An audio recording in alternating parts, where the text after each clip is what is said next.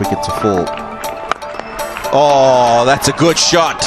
That is a very good shot straight down the ground. অনূর্ধ্ব 19 যুব বিশ্বকাপের সেমিফাইনালে ওঠার বাঁচা মরার ম্যাচে আগামীকাল পাকিস্তানের বিপক্ষে সেরা একাদশ নিয়ে মাঠে নামবে বাংলাদেশের যুব টাইগাররা। সেই একাদশে থাকছেন যারা। সম্মানিত ভিউয়ার্স, এই সকল বিষয়ে বিস্তারিত জানতে ভিডিওটি না টেনে সম্পূর্ণ দেখতে থাকুন। আর আপনি যদি আমাদের চ্যানেলে নতুন হয়ে থাকেন তাহলে আমাদের চ্যানেলটিকে সাবস্ক্রাইব করে পাশেই থাকুন। পাকিস্তানের ম্যাচে বাংলাদেশের রয়েছে কঠিন সমীকরণ। বাংলাদেশের যুবরা আগে ব্যাট করে যদি 250 বা এর চেয়ে কম রান করেন তাহলে জিততে হবে কমপক্ষে 50 রানের ব্যবধানে। আর আগে ব্যাটিংয়ে নেমে বাংলাদেশ যদি 250 রানের বেশি করে তাহলে জিততে হবে কমপক্ষে 51 রানে। পাকিস্তান আগে ব্যাটিংয়ে নামলে বাংলাদেশকে জয় পেতে হবে 38 থেকে 40 ওভারের মধ্যে। বাংলাদেশের লক্ষ্য যদি হয় 300 রান, সেটা পেরোতে হবে 39.3 ওভারের মধ্যে। আর পাকিস্তান 250 রান করলে সেটা টপকে যেতে হবে 39 ওভারে। রানটা 200-তে আটকে রাখতে পারলে সেমিফাইনালে যেতে বাংলাদেশকে জিততে হবে 38.4 ওভারে।